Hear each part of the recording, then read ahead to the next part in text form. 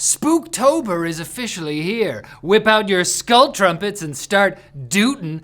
We're getting weird and scary. Rockstar has revealed Red Dead Redemption 1 and its iconic zombie companion story, Undead Nightmare, are finally coming to PC on October 29th, 14 years after launching on PS3 and Xbox 360. Fortunately, it looks like they're not just slapping the game on Windows and calling it a day. The port is being worked on in collaboration with game studio Double 11, founded by former Rockstar devs, and will feature PC-specific enhancements. Cool, good stuff, like native 4K resolution at frame rates of up to 144 Hz, adjustable draw distances, HDR10, and more. Heck, the only thing obviously missing is an explanation for why the hell it took so long.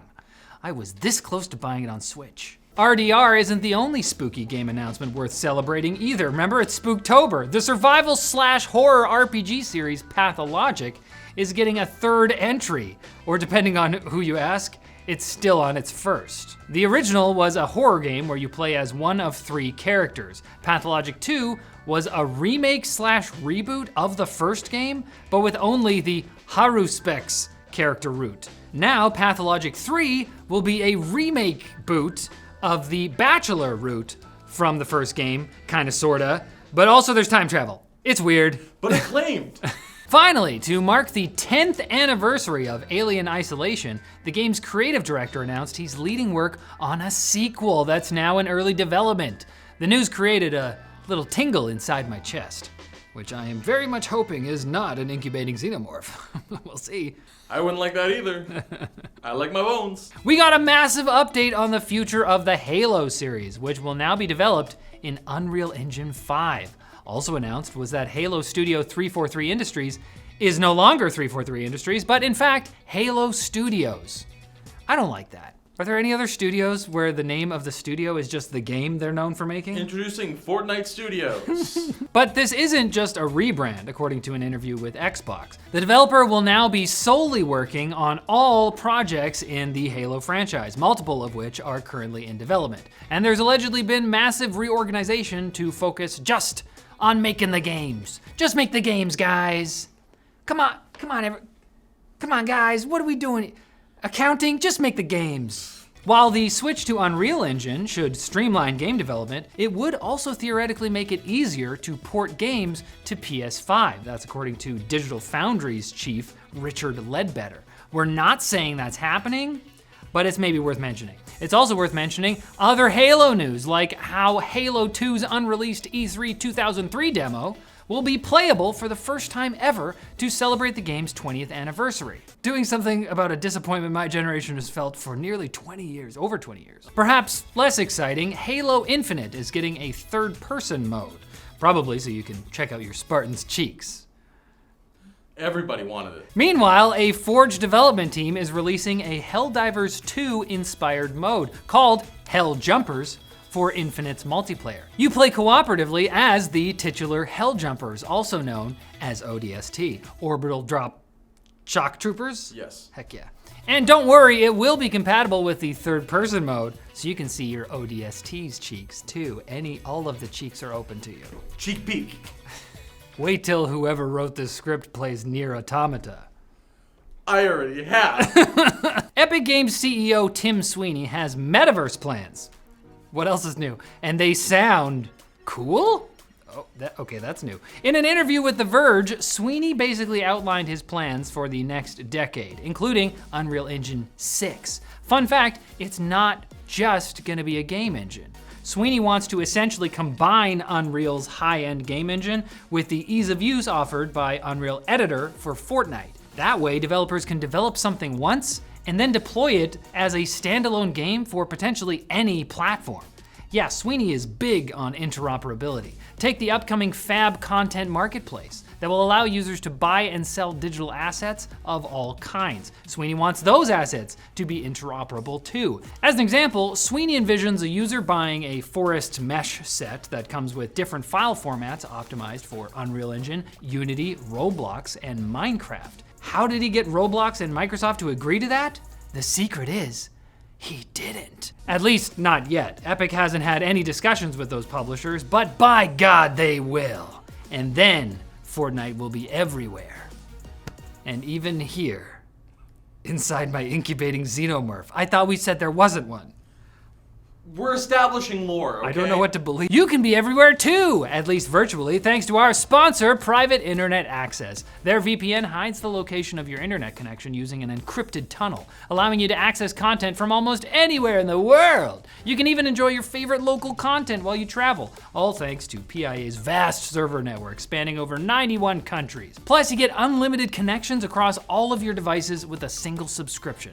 PIA is private. It's in the name. They never store user data, a policy that has been proven by a third-party audit and in court. So check out PIA at lmg.gg/PIA GameLinked or by using our link in the description for a special exclusive deal with a risk-free 30-day money-back guarantee.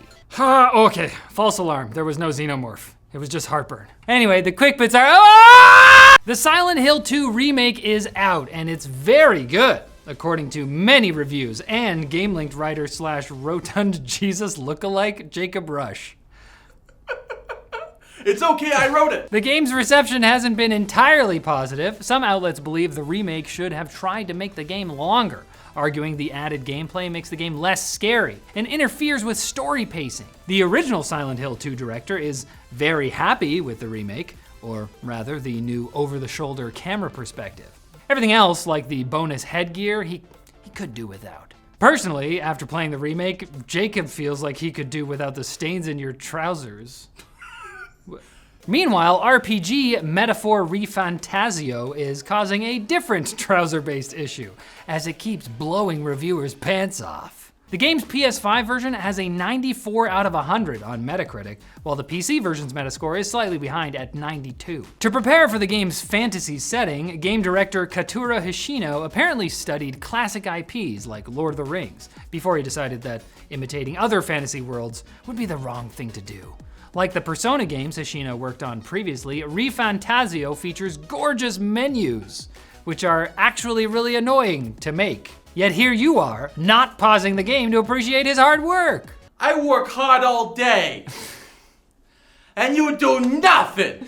I slave over a hot stove making these menus. I'm from Japan. Hindenburg Research, a activist short-selling firm, honestly I'm very confused about what they are, released a potentially explosive report estimating that Roblox has been inflating its daily player count by 25 to 42% and inflating engagement hours by over 100% since it went public in 2021. According to Hindenburg, the firm, not the former president of the Weimar Republic, or the blimp. Zeppelin. These inflated numbers are largely users with multiple accounts and bots used for farming, which the company can detect, but has decided internally not to separate out in data for external investors. The report contained lurid stories of X-rated imagery and predatory behavior, as well as Roblox experiences titled Run from Diddy Simulator and Escape to Epstein Island.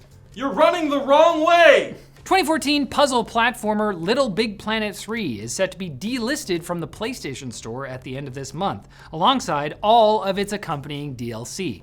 Sadly, as a PlayStation exclusive, no PC port for the game exists. Sony shut down the game's servers temporarily in January due to technical issues, before announcing that they would be offline indefinitely in April, like a nervous parent reluctant to break the news about a dead pet. LittleBigPlanet isn't gone, it's just moved to a farm upstate, where it's got plenty of room to jump from ledge to ledge and solve physics puzzles with all of the other platformers. And Twitch has clarified its modesty rules, placing a stricter dress code on VTubers. This code requires their virtual avatars to cover the usual suite of naughty bits, but also their hips, a body part often exposed by shorts, swimsuits, and some formal dresses. For a typical streamer, this would be a simple matter of throwing on a different outfit, but for VTubers, it might mean commissioning an expensive new version of their avatar, as is customary for their kind. Notably, these rules do not apply to video game characters, meaning that Lara Croft now has rights that real women do not. Twitch probably doesn't quite yet understand the can of worms they've just opened, which includes questions like, is my mermaid appropriately modest? And are my virtual nipples female presenting? But you better be present on Thursday for more gaming news. I'm not gonna say whether there's gonna be nipples or not. Depends on how I feel.